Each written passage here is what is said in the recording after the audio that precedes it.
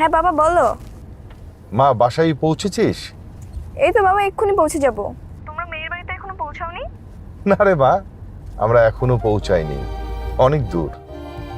ও আচ্ছা বাবা শোনো, মেয়ে যদি তোমাদের পছন্দ হয়ে যায় আমার পারমিশন ছাড়া কিন্তু বিয়েতে হ্যাঁ বলবে না। আমার ভাবি আগে আমার পছন্দ হতে হবে। ঠিক আছে, ওকে ওকে ওকে।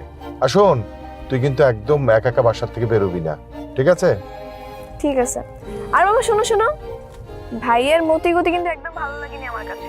ওই মেয়েটার ছবি নিজের কাছে সারা দিন রাখে, ওর পছন্দের উপর কোনো ভরসা নেই। বিয়ের ছবি দেখে ওর মনে লাড্ডু ফুটে গেছে। আচ্ছা ওকে ওকে, আর খেয়ে নিস। হ্যাঁ ওকে মা, ওকে, ভালো থাকিস। ওকে।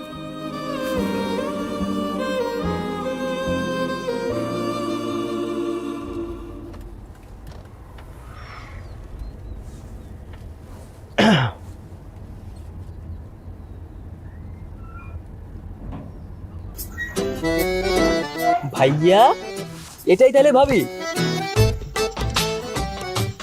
কিরে, তুই না ঘুমাচ্ছিলি? আর ঘুম? ভাইয়া রাস্তার যে অবস্থা, ঘুম হয়?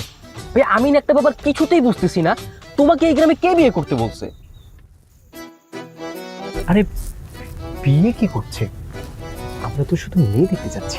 ভাইয়া ওই একই কথা, সারাটা দিন এই মেয়েটার ছবি নিয়ে তুমি যা করতেছো আর তোমার যা ভাবভঙ্গি, আমার তো মনে হচ্ছে মেয়ে দেখতে গিয়ে তুমি বিয়ে করে চলে আসবা। হ্যাঁ, তার রূপনগরে চলে এসেছি। ওই মেয়ের বাসা তো এই গ্রামেই, তাই না?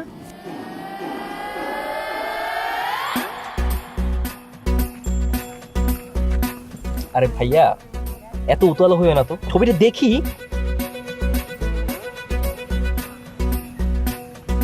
ছবির সাথে বাস্তবে মেয়েটার কোনো মিলই থাকবে না, দেখো।